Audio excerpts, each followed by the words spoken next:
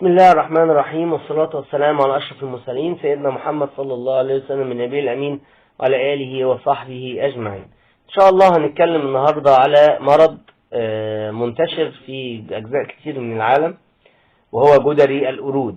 جدري القرود ده من حوالي 4-5 شهور كان ظهر في أحد البلاد الأفريقية. بدأ في القوارض، وهو طبعا جدري القرود لأنه أول مرة يكتشف كان في القرود، لكن هو أصلا مرض يعني منتشر كان بين القوارض. طيب، الجدري القرود ده زي الجدير العادي، ولكن في يعني اختلافات، بعض الاختلافات. رقم واحد إن هو بينتقل من الإنسان للإنسان عن طريق الجلد وعن طريق التنفس. تاني حاجة ان هو بيبقى موجود اكتر في كبار السن، يعني بيبقى موجود في الكبار اكتر، يعني الا لو الصغيرين ما بيجيش العدوى ليهم الا لو عدوى مباشرة، لكن هو اصلا بينتشر اكتر بين الكبار، وده عكس الجدير المائي اللي دلوقتي بقى ليه تطعيم، وبالتالي المفروض انه ما بيجيش للكبار الا لو اللي ما جالوش خالص او ما طعمش منه وهو صغير.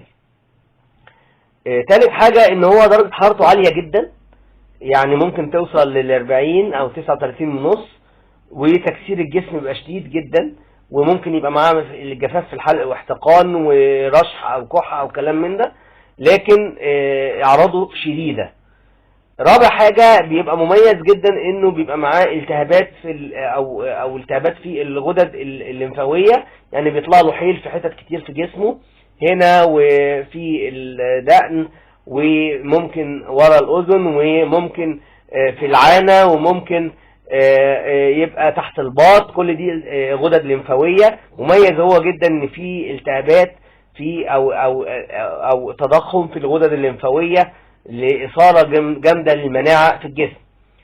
طبعا تشخيصه بيبقى واضح، ممكن جدا تلاقي الحبوب دي قلبة بصديد في توزيع الجديري العادي اللي هو الذراعين والفخذين والبطن والظهر اكتر حاجات، وفي الكتف وفي الصدر الحتت اللي هي الواسعة. وممكن قوي يبقى الحبوب مليانة صديد من شدة المرض. الفرق بينه وبين الجديري زي ما قلنا دول الفروق، ولكن ما تقدرش تقول ان ده جدري قرود او الجدري العادي الا طبعا عزل الفيروس، وده بيبقى في المعامل. ولغاية دلوقتي وزارة الصحة بتقول ان هو ما دخلش مصر، لكن هو موجود حوالينا في بعض الدول العربية زي المغرب، وموجود في بريطانيا، وفي امريكا، وموجود في استراليا وكندا، وموجود طبعا في بعض البلاد الافريقية اللي ظهرت فيها كان بداية ظهور المرض اصلا.